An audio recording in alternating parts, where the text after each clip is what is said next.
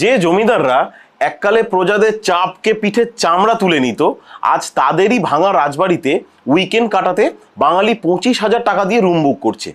এটাকে ইতিহাস প্রেম বলে না ভাই, এটাকে বলে সজ্ঞানে প্রিমিয়াম টাকা দিয়ে স্টকহোম সিনড্রোম কেনা। আজকাল একটা নতুন ট্রেন্ড বেরিয়েছে, বনেদি বাড়ি ট্যুরিজম। ইটাচুনা রাজবাড়ি, রাজবাড়ি বাওয়ালি নাকি সব নামগুলো শুনলেই কেমন একটা আভিজাত্যের গন্ধ বেরোয় না?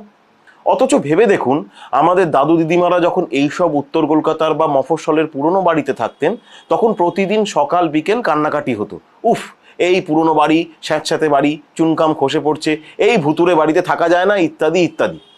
সুযোগ পেলেই ওনাদের রাজবাড়ি বেচে দিয়ে ফ্ল্যাটের 4 তলায় 27 স্কোয়ার ফিটে দেশলাইয়ের বাক্সে চলে আসতেন। আর আজকের জেনারেশন সেই একই স্যাঁতস্যাঁতে দেওয়াল, খসে পড়া চুনকাম আর কালিঝুলি মাখা বড় বড় খড়খড়িওয়ালা জানলা দেখতে যাচ্ছে। কিন্তু এখন আর ওটাকে ভুতুরে বাড়ি বলা হয় না, এখন কলকাতার ইন্টেরিয়ার ডিজাইনাররা এসে ওটার নাম দিয়েছে ভিন্টেজ অ্যাস্থেটিক। যে খাটে শুলে আগে পিঠের হাড় চটকে যেত, এখন সেই খাটের ওপর একটা নরম ফোমের জাজিম পেতে দেওয়া হয়। আর মেনুতে কি থাকে? লস্ট রেসিপিস অফ বেঙ্গল, মানে ওই এঁচোড়ের ডালনা, পোস্ত, যা বাড়িতে মা রাঁধলে আমরা বলতাম আবার সেই ঘাস ফুস রেঁধেছো, ওটাই রাজবাড়ির কাঁসার থালায় সাজিয়ে যখন পরিবেশন করা হয়, আমরা ইনস্টাগ্রামে ছবি দিয়ে লিখি ফিলিং লাইক আ রয়্যালিটি। আরে ভাই, জমিদাররা তো চলে গেছে, কিন্তু আমাদের পকেট লুট করার টেকনিকটা আজও ওরাই ওনাদের উত্তরসূরিদের শিখিয়ে দিয়ে গেছেন।